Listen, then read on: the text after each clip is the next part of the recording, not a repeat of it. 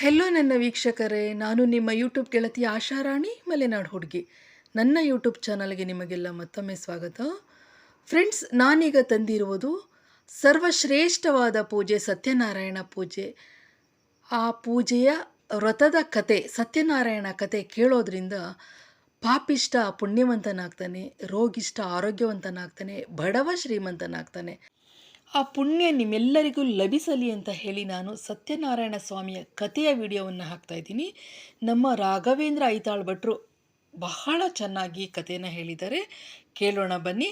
ಅದಕ್ಕೂ ಮುಂಚೆ ನನ್ನ ವಿಡಿಯೋವನ್ನು ಯಾರು ಸಬ್ಸ್ಕ್ರೈಬ್ ಮಾಡದೆ ನೋಡ್ತಾ ಇದ್ದೀರಾ, ಹೊಸಬ್ರು ಯಾರಿದ್ದೀರಾ, ದಯವಿಟ್ಟು ಸಬ್ಸ್ಕ್ರೈಬ್ ಮಾಡ್ಕೊಂಡು ನೋಡಿ, ಲೈಕ್ ಮಾಡಿ, ಕಾಮೆಂಟ್ ಮಾಡಿ, ಶೇರ್ ಮಾಡಿ, ಸ್ಕಿಪ್ ಮಾಡದೆ ನೋಡಿ. ನಾನು ನಿಮಗೆ ಇನ್ನೊಂದು ಸತ್ಯನಾರಾಯಣ ಸ್ವಾಮಿಯ ವ್ರತದ ಮಹಾತ್ಮೆಯನ್ನು ಹೇಳುತ್ತೇನೆ, ಕೇಳುವಂತವರಾಗಿ.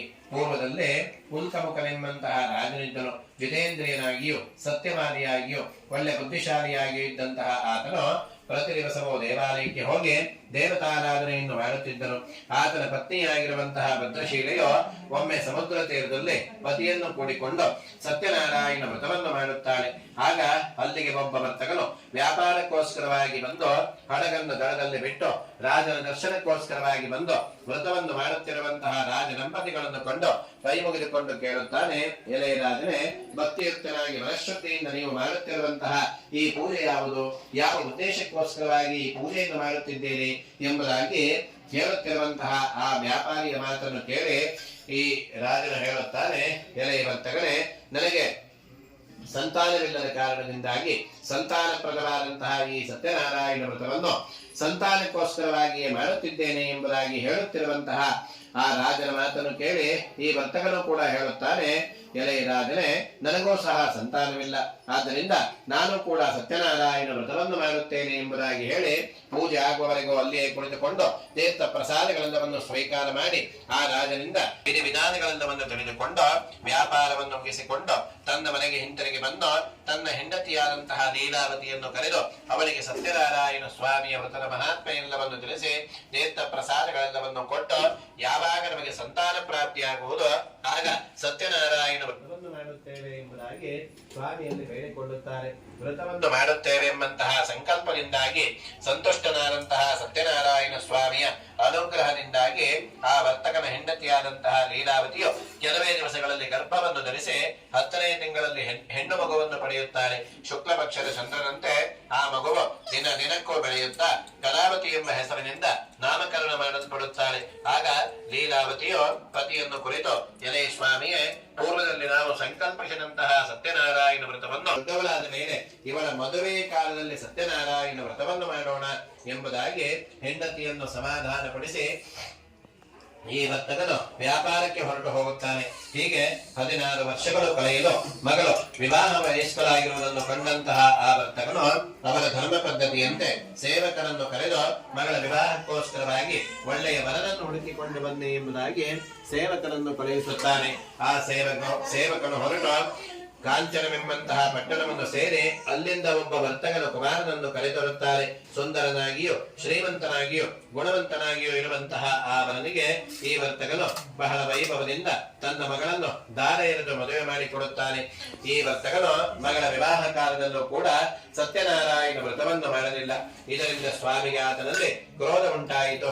ವ್ಯಾಪಾರದಲ್ಲಿ ಬುದ್ಧಿಶಾಲಿಯಾದಂತಹ ಆ ವರ್ತಕನು ಕಾಲವಶನಿಂದಲೂ ಸ್ವಕರ್ಮವಶನಿಂದಲೂ ಪ್ರೇರೇಪಿಸಲ್ಪಟ್ಟು ಮಳೆಯನಿಂದ ಒಳಗೂಡಿ ಶ್ರೇಷ್ಠವಾದಂತಹ ರತ್ನಸಾರವೆಂಬ ಪಟ್ಟಣದ ಬಳಿ ವ್ಯಾಪಾರವನ್ನು ಮಾಡುತ್ತಿದ್ದನು. ಆ ಪಟ್ಟಣದ ಒಡೆಯನಾದ ಚಂದ್ರಕೇತುವೆಂಬಂತಹ ರಾಜನ ಅರಮನೆಯ ಹತ್ತಿರ ಕುಳಿತು ಇವರಿಬ್ಬರ ವ್ಯಾಪಾರವನ್ನು ಮಾಡುತ್ತಿರುವಂತಹ ಕಾಲದಲ್ಲಿ ವ್ರತವನ್ನು ಮರೆತಂತಹ ವರ್ತಕರನ್ನು ಕೊಂಡು ಸತ್ಯನಾರಾಯಣ ಸ್ವಾಮಿಯು ನಿನಗೆ ಸಹಿಸಲು ಅಶಕ್ಯವಾದಂತಹ ಬಹು ಕಷ್ಟ ಉಂಟಾಗಲಿ ಎಂಬುದಾಗಿ ಶಾಪ ಕೊಡುತ್ತಾನೆ. ಅದೇ ಸಮಯದಲ್ಲಿ ಕೆಲವು ಮಂದಿ ಕಳ್ಳರು ರಾಜನ ಅರಮನೆ ಒಳಗೆ ಹೋಗಿ ಬೆಲೆ ಬಾಳುವಂತಹ ಒಡವೆಗಳನ್ನು ಕದ್ದುಕೊಂಡು ಈ ವರ್ತಕರಿರುವಂತಹ ಪ್ರದೇಶದ ಕಡೆಗೆ ಬರುತ್ತಿದ್ದರು. ಅಷ್ಟರಲ್ಲಿಯೇ ರಾಜನ ಸೈನಿಕರು ಅಲ್ಲಿ ಬರುತ್ತಿರುವುದನ್ನು ಕಂಡು ಆ ಕಳ್ಳರು ಭಯವನ್ನು ಹೊಂದಿ ಅರಮನೆಯ ಬೆಲೆ ಬಾಳುವಂತಹ ಒಡವೆಗಳನ್ನು ಈ ವರ್ತಕರ ಬಳಿ ಇಟ್ಟು ಕಣ್ಣಿಗೆ ಕಾಣದಂತೆ ಓಡಿ ಹೋಗುತ್ತಾರೆ. ಈ ವರ್ತಕರು ಆ ಒಡವೆಗಳನ್ನು ತೆಗೆದುಕೊಂಡು ಇದೇನು ಎಂಬುದಾಗಿ ನೋಡುವಷ್ಟರಲ್ಲಿ ರಾಜನ ಸೈನಿಕರು ಅಲ್ಲಿಗೆ ಬಂದು ಇವರಲ್ಲಿರುವಂತಹ ಆ ಒಡವೆಗಳನ್ನು ಕೊಂಡು ಇವರು ಕಳ್ಳರೆಂಬುದಾಗಿ ಯೋಚನೆ ಮಾಡಿ ಅವರಿಬ್ಬರನ್ನು ಹಗ್ಗಗಳಿಂದ ಕಟ್ಟಿ ರಾಜನ ಮುಂದಕ್ಕೆ ನಿಲ್ಲಿಸಿ, ನಮ್ಮ ಅರಮನೆಯ ಬೆಲೆ ಬಾಳುವಂತಹ ಒಡವೆಗಳೊಂದಿಗೆ ಇಬ್ಬರು ವ್ಯಕ್ತಿಗಳನ್ನು ಬಂಧಿಸಿದ್ದೇವೆ, ವಿಚಾರಣೆ ಮಾಡಬೇಕು ಎಂಬುದಾಗಿ ಹೇಳಿದಾಗ ಆ ರಾಜನು ಈ ವರ್ತಕರಲ್ಲಿ ಇದ್ದಂತಹ ಆ ಒಡವೆಗಳನ್ನು ಕಂಡು ಇದು ತನ್ನ ಅರಮನೆಯದು ಎಂಬುದಾಗಿ ಗುರುತಿಸಿ, ಹಾಗೆ ಇವರು ನಿಜವಾಗಲೂ ಕಳ್ಳರು ಎಂಬುದಾಗಿ ತೀರ್ಮಾನ ಮಾಡಿ ಅವರಿಬ್ಬರನ್ನು ಮಹಾ ಕಷ್ಟ ಸಾಧ್ಯವಾದಂತಹ ಕಾರಾಗೃಹದಲ್ಲಿ ಇರಿಸುವಂತೆ ಆಜ್ಞೆ ಮಾಡುತ್ತಾನೆ. ಸ್ವಾಮಿಯ ಶಾಪದಿಂದಾಗಿ ಈ ವರ್ತಕರು ತಾವು ಕಳ್ಳರಲ್ಲವೆಂದು ಎಷ್ಟು ಹೇಳಿದರೂ ಯಾರ ಕಿವಿಗೂ ಕೂಡ ಕೇಳಿಸುತ್ತಿರಲಿಲ್ಲ. ಇದಲ್ಲದೆ ಇವರ ಮನೆಗಳಲ್ಲೂ ಕೂಡ ಹೆಂಗಸರಿಗೆ ಬಹಳ ಕಷ್ಟ ಉಂಟಾಯಿತು. ಮನೆಯಲ್ಲಿದ್ದಂತಹ ವಸ್ತುಗಳೆಲ್ಲವೂ ಕಳ್ಳರಿಂದ ಅಪಹರಿಸಲ್ಪಟ್ಟಿತು. ಆದಿ ವ್ಯಾಧಿಗಳಿಂದಲೂ ಹಸಿವು ಬಾಯಾರಿಕೆಗಳಿಂದಲೂ ಅನ್ನಕ್ಕೋಸ್ಕರವಾಗಿ ವರ್ತಕರ ಪತ್ನಿಯರಿಬ್ಬರು ಮನೆಗಳಲ್ಲಿ ಭಿಕ್ಷೆ ಬೇಡುತ್ತಿದ್ದರು. ಒಂದಾನೊಂದು ಸಮಯದಲ್ಲಿ ಮಗಳಾದಂತಹ ಕಲಾವತಿಯು ಒಂದು ಮನೆಗೆ ಭಿಕ್ಷೆಗೋಸ್ಕರವಾಗಿ ಹೋದಾಗ ಅಲ್ಲಿ ಸತ್ಯನಾರಾಯಣ ಪೂಜೆ ನಡೆಯುತ್ತಿರುವುದನ್ನು ಕಂಡು ಅಲ್ಲಿಯೇ ಕುಳಿತುಕೊಂಡು ತೀರ್ಥ ಪ್ರಸಾದವನ್ನು ಸ್ವೀಕಾರ ಮಾಡಿ ತಡವಾಗಿ ಮನೆಗೆ ಬರುತ್ತಾಳೆ. ತಡವಾಗಿ ಮನೆಗೆ ಬಂದಂತಹ ಮಗಳನ್ನು ಕಂಡು ತಾಯಿಯಾದಂತಹ ಲೀಲಾವತಿಯು ಇಷ್ಟು ಹೊತ್ತು ಎಲ್ಲಿ ಹೋಗಿದ್ದೆ, ಏಕೆ ತಡವಾಯಿತು ಎಂಬುದಾಗಿ ಕೇಳಿದಾಗ ಮಗಳಾದಂತಹ ಕಲಾವತಿಯು ಹೇಳುತ್ತಾಳೆ, ಒಂದು ಮನೆಗೆ ಭಿಕ್ಷೆಗೋಸ್ಕರವಾಗಿ ಹೋದಾಗ ಅಲ್ಲಿ ಇಷ್ಟಾರ್ಥವನ್ನುಂಟು ಮಾಡುವಂತಹ ಸತ್ಯನಾರಾಯಣ ಸ್ವಾಮಿಯ ಪೂಜೆಯನ್ನು ಮಾಡುತ್ತಿದ್ದರು. ಅದನ್ನು ನೋಡಿಕೊಂಡು ತೀರ್ಥ ಪ್ರಸಾದವನ್ನು ಸ್ವೀಕಾರ ಮಾಡಿ ಬರುವಷ್ಟರಲ್ಲಿ ಇಷ್ಟು ತಡವಾಯಿತು ಎಂಬುದಾಗಿ ಹೇಳುತ್ತಿರುವಂತಹ ಮಗಳಾದಂತಹ ಕಲಾವತಿಯ ಮಾತನ್ನು ಕೇಳಿ ತಾವು ಅಂದಿನ ದಿನ ಮಾಡಿದಂತಹ ಸತ್ಯನಾರಾಯಣ ಸ್ವಾಮಿಯ ವ್ರತದ ಸಂಕಲ್ಪ ಲೀಲಾವತಿಗೆ ಆಗ ನೆನಪಾಗುತ್ತದೆ. ಎಲ್ಲಾ ವಿಷಯವನ್ನು ಮಗಳಿಗೋಸ್ಕರವಾಗಿ ಹೇಳಿ ನಾವು ಕೂಡ ಸತ್ಯನಾರಾಯಣ ವ್ರತವನ್ನು ಮಾಡೋಣ ಎಂಬುದಾಗಿ ಸಂಕಲ್ಪ ಮಾಡಿಕೊಂಡು ಭಿಕ್ಷೆಗೋಸ್ಕರವಾಗಿ ಹೊರಟು ಭಿಕ್ಷೆಯಿಂದ ಬಂದಂತಹ ಹಣದಿಂದ ಚೆನ್ನಾಗಿ ಪಕ್ವವಾಗಿರುವಂತಹ ಪೂಜಾ ಸಾಮಗ್ರಿಗಳೆಲ್ಲವನ್ನು ತೆಗೆದುಕೊಂಡು ತನ್ನ ಮನೆಯನ್ನು ಸೇರಿ ಬಂಧುಗಳೆಲ್ಲರನ್ನು ಕರೆಯಿಸಿ ವಿದ್ಯುಕ್ತವಾಗಿ ಸತ್ಯನಾರಾಯಣ ವ್ರತಾಚರಣೆಯನ್ನು ಮಾಡಿ, ಎಲೈ ಸ್ವಾಮಿಯೇ, ನಮ್ಮಿಂದ ಆದಂತಹ ಅಪರಾಧವನ್ನು ಕ್ಷಮಿಸಿ ನಮ್ಮನ್ನು ರಕ್ಷಿಸೋ, ಪತಿಗಳು ಶೀಘ್ರವಾಗಿ ಊರಿಗೆ ಹಿಂತಿರುಗಿ ಬರುವಂತೆ ಅನುಗ್ರಹಿಸು ಎಂಬುದಾಗಿ ಸ್ವಾಮಿಯಲ್ಲಿ ಬೇಡಿಕೊಳ್ಳುತ್ತಾರೆ. ವ್ರತವನ್ನು ಮಾಡಿದ್ದರಿಂದ ಸಂತುಷ್ಟನಾದಂತಹ ಸತ್ಯನಾರಾಯಣ ಸ್ವಾಮಿಯು ಚಂದ್ರಕೇತುರಾಜನಿಗೆ ಕನಸಿನಲ್ಲಿ ಕಾಣಿಸಿಕೊಂಡು, ಎಲೆಯ ರಾಜನೇ, ನೀನು ಬಂಧನದಲ್ಲಿಟ್ಟಿರುವಂತಹ ಆ ಇಬ್ಬರು ವರ್ತಕರು ಕಳ್ಳರಲ್ಲ, ಆದ್ದರಿಂದ ಅವರನ್ನು ಬಿಡುಗಡೆ ಮಾಡು ಎಂಬುದಾಗಿ ಹೇಳಿ ಕನಸಿನಿಂದ ಮಾಯವಾಗುತ್ತಾನೆ. ಮಾರನೇ ದಿನ ಆ ರಾಜನು ಸಭೆಯಲ್ಲಿದ್ದಂತಹ ಜನರಿಗೆ ತನ್ನ ಕನಸಿನ ವಿಚಾರವನ್ನೆಲ್ಲ ತಿಳಿಸಿ ಬಂಧನದಲ್ಲಿಟ್ಟಿರುವಂತಹ ವರ್ತಕರನ್ನು ಬಿಡುಗಡೆ ಮಾಡುವಂತೆ ಆಜ್ಞೆ ಮಾಡುತ್ತಾನೆ. ಆ ರಾಜನು ಈ ವರ್ತಕರನ್ನು ಕರೆದು ಹೇಳುತ್ತಾರೆ, ಎಲೆ ವರ್ತಕರೇ, ದೇವರ ಶಾಪದಿಂದಾಗಿ ನಿಮಗೆ ಈ ಮಹಾ ಕಷ್ಟವು ಪ್ರಾಪ್ತಿಯಾಯಿತು, ಇನ್ನು ನೀವು ಭಯಪಡಬೇಕಾದ್ದಿಲ್ಲವೆಂದು ಹೇಳಿ ಅವರನ್ನು ಅಲಂಕರಣ. ನಾನು ನಿಮಗೆ ಇನ್ನೊಂದು ಸತ್ಯನಾರಾಯಣ ಸ್ವಾಮಿಯ ವ್ರತದ ಮಹಾತ್ಮೆಯನ್ನು ಹೇಳುತ್ತೇನೆ, ಕೇಳುವಂತವರಾಗಿ. ಪೂರ್ವದಲ್ಲೇ ಉಲ್ಕಮುಖನೆಂಬಂತಹ ರಾಜನಿದ್ದನು. ಜಿತೇಂದ್ರಿಯನಾಗಿಯೂ ಸತ್ಯವಾದಿಯಾಗಿಯೂ ಒಳ್ಳೆ ಬುದ್ಧಿಶಾಲಿಯಾಗಿಯೂ ಇದ್ದಂತಹ ಆತನು ಪ್ರತಿ ದಿವಸವೂ ದೇವಾಲಯಕ್ಕೆ ಹೋಗಿ ದೇವತಾರಾಧನೆಯನ್ನು ಮಾಡುತ್ತಿದ್ದನು. ಆತನ ಪತ್ನಿಯಾಗಿರುವಂತಹ ಭದ್ರಶೀಲೆಯು ಒಮ್ಮೆ ಸಮುದ್ರ ತೀರದಲ್ಲಿ ಪತಿಯನ್ನು ಕೂಡಿಕೊಂಡು ಸತ್ಯನಾರಾಯಣ ವ್ರತವನ್ನು ಮಾಡುತ್ತಾಳೆ.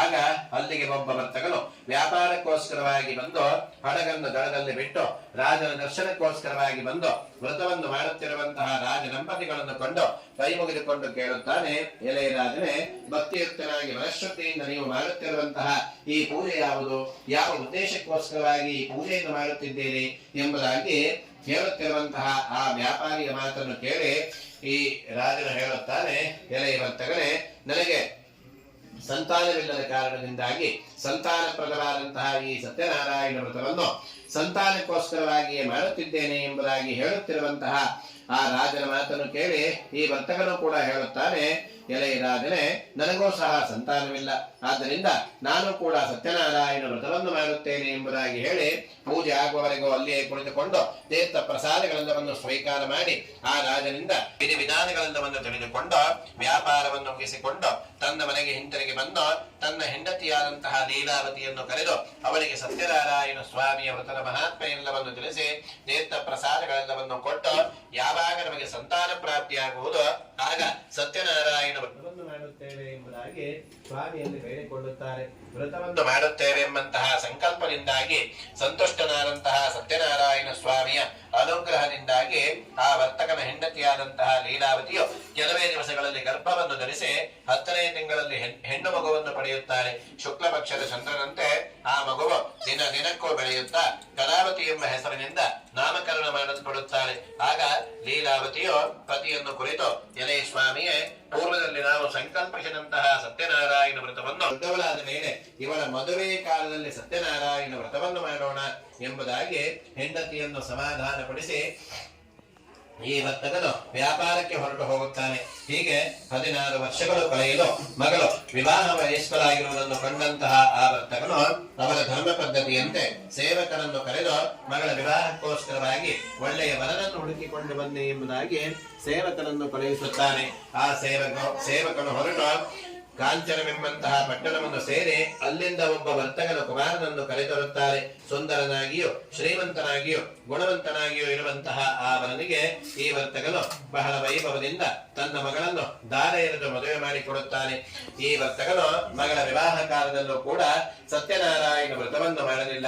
ಇದರಿಂದ ಸ್ವಾಮಿಗೆ ಆತನಲ್ಲಿ ಕ್ರೋಧ ಉಂಟಾಯಿತು. ವ್ಯಾಪಾರದಲ್ಲಿ ಬುದ್ಧಿಶಾಲಿಯಾದಂತಹ ಆ ವರ್ತಕನು ಕಾಲವಶನಿಂದಲೂ ಸ್ವಕರ್ಮವಶನಿಂದಲೂ ಪ್ರೇರೇಪಿಸಲ್ಪಟ್ಟು ಅಳಿಯನಿಂದ ಒಳಗೂಡಿ ಶ್ರೇಷ್ಠವಾದಂತಹ ರತ್ನಸಾರವೆಂಬ ಪಟ್ಟಣದ ಬಳಿ ವ್ಯಾಪಾರವನ್ನು ಮಾಡುತ್ತಿದ್ದನು. ಆ ಪಟ್ಟಣದ ಬಳಿಯನಾದ ಚಂದ್ರಕೇತುವೆಂಬಂತಹ ರಾಜನ ಅರಮನೆಯ ಹತ್ತಿರ ಕುಳಿತು ಇವರಿಬ್ಬರು ವ್ಯಾಪಾರವನ್ನು ಮಾಡುತ್ತಿರುವಂತಹ ಕಾಲದಲ್ಲಿ ವ್ರತವನ್ನು ಮರೆತಂತಹ ವರ್ತಕರನ್ನು ಕಂಡು ಸತ್ಯನಾರಾಯಣ ಸ್ವಾಮಿಯು ನಿನಗೆ ಸಹಿಸಲು ಅಶಕ್ಯವಾದಂತಹ ಬಹು ಕಷ್ಟ ಉಂಟಾಗಲಿ ಎಂಬುದಾಗಿ ಶಾಪ ಕೊಡುತ್ತಾನೆ. ಅದೇ ಸಮಯದಲ್ಲಿ ಕೆಲವು ಮಂದಿ ಕಳ್ಳರು ರಾಜನ ಅರಮನೆ ಒಳಗೆ ಹೋಗಿ ಬೆಲೆ ಬಾಳುವಂತಹ ಒಡವೆಗಳನ್ನು ಕದ್ದುಕೊಂಡು ಈ ವರ್ತಕರಿರುವಂತಹ ಪ್ರದೇಶದ ಕಡೆಗೆ ಬರುತ್ತಿದ್ದರು. ಅಷ್ಟರಲ್ಲಿಯೇ ರಾಜನ ಸೈನಿಕರು ಅಲ್ಲಿ ಬರುತ್ತಿರುವುದನ್ನು ಕಂಡು ಆ ಕಳ್ಳರು ಭಯವನ್ನು ಹೊಂದಿ ಅರಮನೆಯ ಬೆಲೆ ಬಾಳುವಂತಹ ಒಡವೆಗಳನ್ನು ಈ ವರ್ತಕರ ಬಳಿ ಇಟ್ಟು ಕಣ್ಣಿಗೆ ಕಾಣದಂತೆ ಓಡಿ ಹೋಗುತ್ತಾರೆ. ಈ ವರ್ತಕರು ಆ ಒಡವೆಗಳನ್ನು ತೆಗೆದುಕೊಂಡು ಇದೇನು ಎಂಬುದಾಗಿ ನೋಡುವಷ್ಟರಲ್ಲಿ ರಾಜನ ಸೈನಿಕರು ಅಲ್ಲಿಗೆ ಬಂದು ಇವರಲ್ಲಿರುವಂತಹ ಆ ಒಡವೆಗಳನ್ನು ಕಂಡು ಇವರು ಕಳ್ಳರೆಂಬುದಾಗಿ ಯೋಚನೆ ಮಾಡಿ ಅವರಿಬ್ಬರನ್ನು ಹಗ್ಗಗಳಿಂದ ಕಟ್ಟಿ ರಾಜನ ಮುಂದಕ್ಕೆ ನಿಲ್ಲಿಸಿ ನಮ್ಮ ಅರಮನೆಯ ಬೆಲೆ ಬಾಳುವಂತಹ ಒಡವೆಗಳೊಂದಿಗೆ ಇಬ್ಬರು ವ್ಯಕ್ತಿಗಳನ್ನು ಬಂಧಿಸಿದ್ದೇವೆ, ವಿಚಾರಣೆ ಮಾಡಬೇಕು ಎಂಬುದಾಗಿ ಹೇಳಿದಾಗ ಆ ರಾಜನು ಈ ವರ್ತಕರಲ್ಲಿ ಇದ್ದಂತಹ ಆ ಒಡವೆಗಳನ್ನು ಕಂಡು ಇದು ತನ್ನ ಅರಮನೆಯದು ಎಂಬುದಾಗಿ ಗುರುತಿಸಿ ಹಾಗೆ ಇವರು ನಿಜವಾಗಲೂ ಕಳ್ಳರು ಎಂಬುದಾಗಿ ತೀರ್ಮಾನ ಮಾಡಿ ಅವರಿಬ್ಬರನ್ನು ಮಹಾ ಕಷ್ಟ ಸಾಧ್ಯವಾದಂತಹ ಕಾರಾಗೃಹದಲ್ಲಿ ಇರಿಸುವಂತೆ ಆಜ್ಞೆ ಮಾಡುತ್ತಾನೆ. ಸ್ವಾಮಿಯ ಶಾಪದಿಂದಾಗಿ ಈ ವರ್ತಕರು ತಾವು ಕಳ್ಳರಲ್ಲವೆಂದು ಎಷ್ಟು ಹೇಳಿದರೂ ಯಾರ ಕಿವಿಗೂ ಕೂಡ ಕೇಳಿಸುತ್ತಿರಲಿಲ್ಲ. ಇದಲ್ಲದೆ ಇವರ ಮನೆಗಳಲ್ಲೂ ಕೂಡ ಹೆಂಗಸರಿಗೆ ಬಹಳ ಕಷ್ಟ ಉಂಟಾಯಿತು. ಮನೆಯಲ್ಲಿದ್ದಂತಹ ವಸ್ತುಗಳೆಲ್ಲವೂ ಕಳ್ಳರಿಂದ ಅಪಹರಿಸಲ್ಪಟ್ಟಿತು. ಆದಿ ವ್ಯಾಧಿಗಳಿಂದಲೂ ಹಸಿವು ಬಾಯಾರಿಕೆಗಳಿಂದಲೂ ಅನ್ನಕ್ಕೋಸ್ಕರವಾಗಿ ವರ್ತಕರ ಪತ್ನಿಯರಿಬ್ಬರು ಮನೆಗಳಲ್ಲಿ ಭಿಕ್ಷೆ ಬೇಡುತ್ತಿದ್ದರು. ಒಂದಾನೊಂದು ಸಮಯದಲ್ಲಿ ಮಗಳಾದಂತಹ ಕಲಾವತಿಯು ಒಂದು ಮನೆಗೆ ಭಿಕ್ಷೆಗೋಸ್ಕರವಾಗಿ ಹೋದಾಗ ಅಲ್ಲಿ ಸತ್ಯನಾರಾಯಣ ಪೂಜೆ ನಡೆಯುತ್ತಿರುವುದನ್ನು ಕಂಡು ಅಲ್ಲಿಯೇ ಕುಳಿತುಕೊಂಡು ತೀರ್ಥ ಪ್ರಸಾದವನ್ನು ಸ್ವೀಕಾರ ಮಾಡಿ ತಡವಾಗಿ ಮನೆಗೆ ಬರುತ್ತಾಳೆ. ತಡವಾಗಿ ಮನೆಗೆ ಬಂದಂತಹ ಮಗಳನ್ನು ಕಂಡು ತಾಯಿಯಾದಂತಹ ಲೀಲಾವತಿಯು ಇಷ್ಟು ಹೊತ್ತು ಎಲ್ಲಿ ಹೋಗಿದ್ದೆ, ಏಕೆ ತಡವಾಯಿತು ಎಂಬುದಾಗಿ ಕೇಳಿದಾಗ ಮಗಳಾದಂತಹ ಕಲಾವತಿಯು ಹೇಳುತ್ತಾಳೆ, ಒಂದು ಮನೆಗೆ ಭಿಕ್ಷೆಗೋಸ್ಕರವಾಗಿ ಹೋದಾಗ ಅಲ್ಲಿ ಇಷ್ಟಾರ್ಥವನ್ನುಂಟು ಮಾಡುವಂತಹ ಸತ್ಯನಾರಾಯಣ ಸ್ವಾಮಿಯ ಪೂಜೆಯನ್ನು ಮಾಡುತ್ತಿದ್ದರು. ಅದನ್ನು ನೋಡಿಕೊಂಡು ತೀರ್ಥ ಪ್ರಸಾದವನ್ನು ಸ್ವೀಕಾರ ಮಾಡಿ ಬರುವಷ್ಟರಲ್ಲಿ ಇಷ್ಟು ತಡವಾಯಿತು ಎಂಬುದಾಗಿ ಹೇಳುತ್ತಿರುವಂತಹ ಮಗಳಾದಂತಹ ಕಲಾವತಿಯ ಮಾತನ್ನು ಕೇಳಿ ತಾವು ಅಂದಿನ ದಿನ ಮಾಡಿದಂತಹ ಸತ್ಯನಾರಾಯಣ ಸ್ವಾಮಿಯ ವ್ರತದ ಸಂಕಲ್ಪ ಲೀಲಾವತಿಗೆ ಆಗ ನೆನಪಾಗುತ್ತದೆ. ಎಲ್ಲಾ ವಿಷಯವನ್ನು ಮಗಳಿಗೋಸ್ಕರವಾಗಿ ಹೇಳಿ ನಾವು ಕೂಡ ಸತ್ಯನಾರಾಯಣ ವ್ರತವನ್ನು ಮಾಡೋಣ ಎಂಬುದಾಗಿ ಸಂಕಲ್ಪ ಮಾಡಿಕೊಂಡು ಭಿಕ್ಷೆಗೋಸ್ಕರವಾಗಿ ಹೊರಟು ಭಿಕ್ಷೆಯಿಂದ ಬಂದಂತಹ ಹಣದಿಂದ ಚೆನ್ನಾಗಿ ಪಕ್ವವಾಗಿರುವಂತಹ ಪೂಜಾ ಸಾಮಗ್ರಿಗಳೆಲ್ಲವನ್ನು ತೆಗೆದುಕೊಂಡು ತನ್ನ ಮನೆಯನ್ನು ಸೇರಿ ಬಂಧುಗಳೆಲ್ಲವನ್ನು ಕರೆಯಿಸಿ ವಿದ್ಯುಕ್ತವಾಗಿ ಸತ್ಯನಾರಾಯಣ ವ್ರತಾಚರಣೆಯನ್ನು ಮಾಡಿ, ಎಲೈ ಸ್ವಾಮಿಯೇ, ನಮ್ಮಿಂದ ಆದಂತಹ ಅಪರಾಧವನ್ನು ಕ್ಷಮಿಸಿ ನಮ್ಮನ್ನು ರಕ್ಷಿಸು, ಪತಿಗಳು ಶೀಘ್ರವಾಗಿ ಊರಿಗೆ ಹಿಂತಿರುಗಿ ಬರುವಂತೆ ಅನುಗ್ರಹಿಸು ಎಂಬುದಾಗಿ ಸ್ವಾಮಿಯಲ್ಲಿ ಬೇಡಿಕೊಳ್ಳುತ್ತಾರೆ. ವ್ರತವನ್ನು ಮಾಡಿದ್ದರಿಂದ ಸಂತುಷ್ಟನಾದಂತಹ ಸತ್ಯನಾರಾಯಣ ಸ್ವಾಮಿಯು ಚಂದ್ರಕೇತು ರಾಜನಿಗೆ ಕನಸಿನಲ್ಲಿ ಕಾಣಿಸಿಕೊಂಡು, ಎಲೆ ರಾಜನೇ, ನೀನು ಬಂಧನದಲ್ಲಿಟ್ಟಿರುವಂತಹ ಆ ಇಬ್ಬರು ವರ್ತಕರು ಕಳ್ಳರಲ್ಲ, ಆದ್ದರಿಂದ ಅವರನ್ನು ಬಿಡುಗಡೆ ಮಾಡು ಎಂಬುದಾಗಿ ಹೇಳಿ ಕನಸಿನಿಂದ ಮಾಯವಾಗುತ್ತಾನೆ. ಮಾರನೇ ದಿನ ಆ ರಾಜನು ಸಭೆಯಲ್ಲಿದ್ದಂತಹ ಜನರಿಗೆ ತನ್ನ ಕನಸಿನ ವಿಚಾರವನ್ನೆಲ್ಲ ತಿಳಿಸಿ ಬಂಧನದಲ್ಲಿಟ್ಟಿರುವಂತಹ ವರ್ತಕರನ್ನು ಬಿಡುಗಡೆ ಮಾಡುವಂತೆ ಆಜ್ಞೆ ಮಾಡುತ್ತಾನೆ. ಆ ರಾಜನು ಈ ವರ್ತಕರನ್ನು ಕರೆದು ಹೇಳುತ್ತಾನೆ, ಎಲೆ ವರ್ತಕರೇ, ದೇವರ ಶಾಪದಿಂದಾಗಿ ನಿಮಗೆ ಈ ಮಹಾ ಕಷ್ಟವೂ ಪ್ರಾಪ್ತಿಯಾಯಿತು, ಇನ್ನು ನೀವು ಭಯಪಡಬೇಕಾದ್ದಿಲ್ಲವೆಂದು ಹೇಳಿ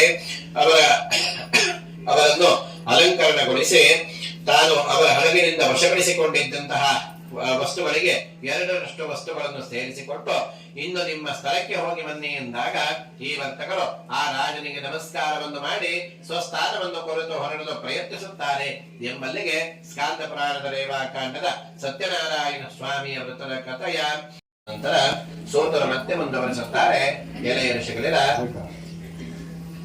ನಾನು ನಿಮಗೆ ಇನ್ನೊಂದು ಸತ್ಯನಾರಾಯಣ ಸ್ವಾಮಿಯ ವ್ರತದ ಮಹಾತ್ಮೆಯನ್ನು ಹೇಳುತ್ತೇನೆ, ಕೇಳುವಂತವರಾಗಿ. ಪೂರ್ವದಲ್ಲೇ ಅಂಗಧ್ವಜನೆಂಬಂತಹ ರಾಜನು ಪ್ರಜಾಪಾಲನೆ ಮಾಡುವುದರಲ್ಲಿ ಅತ್ಯಾದರವುಳ್ಳವನಾಗಿದ್ದನು. ಆತನು ಒಮ್ಮೆ ಸತ್ಯನಾರಾಯಣ ಸ್ವಾಮಿಯ ಪ್ರಸಾದವನ್ನು ತಿರಸ್ಕಾರ ಮಾಡಿದ್ದರ ಕಾರಣದಿಂದಾಗಿ ತುಂಬಾ ದುಃಖ ಪಡುತ್ತಾನೆ. ಹೇಗೆಂದರೆ ಆತನ ರಾಜ್ಯದಲ್ಲಿ ಸಿಂಹ, ಹುಲಿ ಮೊದಲಾದಂತಹ ಕ್ರೂರ ಮೃಗಗಳ ಕಾಟವು ಹೆಚ್ಚಾಗಲು ಅವುಗಳನ್ನೆಲ್ಲ ಸಂಹಾರ ಮಾಡಬೇಕೆಂದು ಮನೋನಿಶ್ಚಯ ಮಾಡಿಕೊಂಡು ಕಾಡಿಗೆ ಹೋಗಿ ಬೇಟೆಯಾಡಿ ಊರಿಗೆ ಹಿಂತಿರುಗಿ ಬರುವಂತಹ ಕಾಲದಲ್ಲಿ ಆಯಾಸ ಪರಿಹಾರಾರ್ಥವಾಗಿ ಒಂದು ಆಲದ ಮರದ ಬುಡದಲ್ಲಿ ಬಂದು ಕುಳಿತುಕೊಳ್ಳುತ್ತಾನೆ. ಆ ಮರದ ಇನ್ನೊಂದು ಭಾಗದಲ್ಲಿ ಕೆಲವು ಮಂದಿ ಗೋಪಾಲಕರು ಸೇರಿಕೊಂಡು ಸತ್ಯನಾರಾಯಣ ಸ್ವಾಮಿಯ ಪೂಜೆಯನ್ನು ಮಾಡುತ್ತಿದ್ದರು. ಅದನ್ನು ನೋಡಿದವನಾಗಿ ಈ ರಾಜನು ಅಲ್ಲಿಗೆ ಹೋಗಲು ಇಲ್ಲ ಮತ್ತು ಸತ್ಯನಾರಾಯಣನನ್ನು ಕುರಿತು ನಮಸ್ಕಾರವನ್ನು ಕೂಡ ಮಾಡಲಿಲ್ಲ. ಆದರೂ ಕೂಡ ರಾಜನೆಂಬಂತಹ ಕಾರಣದಿಂದಾಗಿ ಆ ಗೋಪಾಲಕರು ತೀರ್ಥ ಪ್ರಸಾದಗಳೆಲ್ಲವನ್ನು ರಾಜನ ಮುಂದಿಟ್ಟು ಯಥಾಸ್ಥಾನಕ್ಕೆ ಬರುತ್ತಾರೆ. ಭೋಜನವನ್ನು ಮುಗಿಸಿಕೊಂಡು ಅಲ್ಲಿಯೇ ಇರುತ್ತಾರೆ. ಈ ರಾಜನು ತನ್ನ ಅಹಂಕಾರದಿಂದಾಗಿ ಆ ತೀರ್ಥ ಪ್ರಸಾದಗಳನ್ನು ಕೂಡ ಅಲ್ಲಿಯೇ ಬಿಟ್ಟು ತನ್ನ ರಾಜ್ಯಕ್ಕೆ ಬರುತ್ತಾನೆ.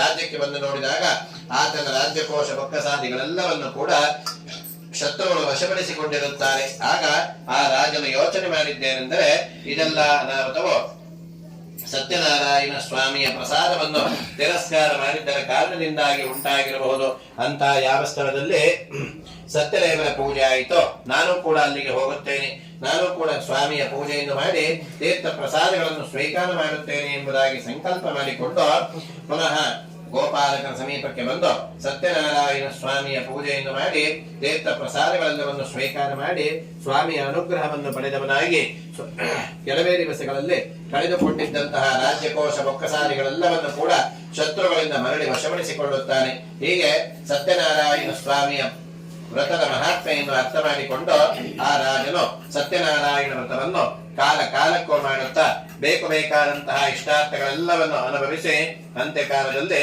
ಸತ್ಯನಾರಾಯಣ ಸ್ವಾಮಿಯ ಲೋಕವನ್ನೇ ಪಡೆಯುತ್ತಾನೆ. ಈ ಪ್ರಕಾರವಾಗಿ ಪರಮ ದುರ್ಲಭವಾದಂತಹ ಈ ಸತ್ಯನಾರಾಯಣ ವ್ರತವನ್ನು ಯಾವ ಮನುಷ್ಯನು ಮಾಡುತ್ತಾನೋ ಅವನಿಗೆ ಧನಧಾನ್ಯ ಮುಂತಾದವು ಪ್ರಾಪ್ತಿಯಾಗುತ್ತದೆ. ಯಾರು ಭಯವನ್ನು ಹೊಂದಿರುತ್ತಾರೋ ಅವರುಗಳು ಭಯದಿಂದ ಮುಕ್ತರಾಗುತ್ತಾರೆ. ಯಾರು ಯಾವ ಉದ್ದೇಶವನ್ನಿಟ್ಟುಕೊಂಡು ಈ ಸತ್ಯನಾರಾಯಣ ವ್ರತವನ್ನು ಮಾಡುತ್ತಾರೋ ಅವರು ತಪ್ಪದೆ ಆ ಉದ್ದೇಶಗಳೆಲ್ಲವನ್ನು ಪಡೆಯುತ್ತಾರೆ. ಮತ್ತೆ ಸೋತ ಮಹಾಮನಿಗಳು ಹೇಳುವಂತವರಾಗುತ್ತಾರೆ, ಎಲೆಯ ಋಷಿಗಳಿರ, ಈ ರೀತಿಯಾಗಿ ನಾನು ನಿಮಗೆ ಸತ್ಯನಾರಾಯಣ ಸ್ವಾಮಿಯ ವ್ರತದ ಮಹಾತ್ಮೆಯನ್ನು ಹೇಳಿದ್ದೇನೆ. ಸತ್ಯನಾರಾಯಣ ವ್ರತವನ್ನು ಮಾಡಿದ್ದಾದರೆ ಮನುಷ್ಯರ ಸಂಪೂರ್ಣವಾಗಿ ದುಃಖದಶೆಯಿಂದ ಸತ್ಯವಾಗಿ ಮುಕ್ತರಾಗುತ್ತಾರೆ. ಈ ಕಲಿಯುಗದಲ್ಲಿ ಸತ್ಯನಾರಾಯಣ ಸ್ವಾಮಿಯ ಪೂಜೆಯು ಕೋರಿದ ಇಷ್ಟಾರ್ಥಗಳನ್ನೆಲ್ಲ ಕೊಡುವಂತಹದ್ದು. ಈ ಸತ್ಯನಾರಾಯಣನನ್ನು ಕೆಲವರು ಕಾಲವೆಂದು ಹೇಳುತ್ತಾರೆ, ಇನ್ನೂ ಕೆಲವರು ಸತ್ಯದೇವರ ಎಂಬುದಾಗಿ ಹೇಳುತ್ತಾರೆ, ಇನ್ನೂ ಕೆಲವರು ಸತ್ಯನಾರಾಯಣ ಎಂಬುದಾಗಿ ಹೇಳುತ್ತಾರೆ. ಹೀಗೆ ನಾನಾ ಪ್ರಕಾರವಾದಂತಹ ರೂಪಧಾರಣೆಯನ್ನು ಮಾಡಿ ಸಕಲ ಶ್ರದ್ಧಾ ಭಕ್ತಿಯುತರಾದಂತಹ ಭಕ್ತರುಗಳಿಗೆ ಅವರು ಕೋರಿದಂತಹ ಇಷ್ಟಾರ್ಥಗಳೆಲ್ಲವನ್ನು ಕೂಡ ಸತ್ಯನಾರಾಯಣ ಸ್ವಾಮಿಯು ಅನುಗ್ರಹಿಸುತ್ತಾನೆ. ಹೀಗೆ ಸನಾತನನಾದಂತಹ ಭಗವಂತನು ಈ ಕಲಿಯುಗದಲ್ಲಿ ಸತ್ಯನಾರಾಯಣ ಸ್ವಾಮಿಯ ಸ್ವರೂಪವನ್ನು ಧರಿಸಿರುತ್ತಾನೆ ಎಂಬುದಾಗಿ ಸೋದರು ಹೇಳುತ್ತಾರೆ. ಎಲೆಯ ಋಷಿಗಳಿರ, ಯಾರು ಈ ಸತ್ಯನಾರಾಯಣ ವ್ರತವನ್ನು ಮಾಡುತ್ತಾರೋ, ಯಾರು ಈ ಸತ್ಯನಾರಾಯಣ ಸ್ವಾಮಿಯ ವ್ರತದ ಕಥೆಯನ್ನು ಕೇಳುತ್ತಾರೋ ಅಥವಾ ಹೇಳುತ್ತಾರೋ ಅವರುಗಳ ಸಮಸ್ತವಾದಂತಹ ದುಃಖವು ಸತ್ಯದೇವರ ಪ್ರಸಾದದಿಂದ ನಾಶ ಹೊಂದುವಂತದ್ದಾಗಿ ಸುಖದಿಂದ ಇರುತ್ತಾರೆ. ಇದರಲ್ಲಿ ಸಂಶಯವಿಲ್ಲ ಎಂಬುದಾಗಿ ಶೌನಕಾದ ವಿಷಯಗಳಿಗೆ ಸೋತ ಪುರಾಣಿಕರು ನಿರೂಪಣೆ ಮಾಡುತ್ತಾರೆಂಬಲ್ಲಿಗೆ ಸ್ಕಾಂದ ಪುರಾಣದ ರೇವಾಕಾಂಡದ ಸತ್ಯನಾರಾಯಣ ಸ್ವಾಮಿಯ ವ್ರತದ ಕಥೆಯ 5ನೇ ಅಧ್ಯಾಯವು ಸಮಾಪ್ತವಾಯಿತು. ಓಂ ಸತ್ಯನಾರಾಯಣಂ ದೇವಂ ವಂದೇಹಂ ಕಾಮದಂ ಮಿಮಂ ಲೀಲಯಾ ವಿಗತಂ ಶ್ರೀ ಮಹಾಲಕ್ಷ್ಮೀ ಸಮೇತ ಸತ್ಯನಾರಾಯಣ ಸ್ವಾಮಿನೇ ನಮಃ. ಓಂ ಕರ್ಪೂರರೇಕಂ ಸಮನೋಹರಂ ಪ್ರಮ ಸದಾವಿತೇನೇವ ವರಪ್ರಸೀದಮ ಜ್ಞಾನಾಂಧಕಾರಂ ತ್ವರಿತಂ ನಿವಾರಯ ಪ್ರಜ್ಞಾನದೀಪಂ ಮನಸಿ ಪ್ರದೀಪಯ. ಓಂ ಕರ್ಪೂರಗೌರಂ ಕರುಣಾವತಾರಂ ಸಂಸಾರದಾರಂ ಭುಜಗೇಂದ್ರಹಾರಂ ಸದಾ ವಸಂತಂ ಹೃದಯಾರವಿಂದೇ ಪರಂ ಭವಾನಿ ಸಹಿತಂ ನಮಾಮಿ. ಓಂ ಮುದ್ಯದ್ಭಾಸ್ವ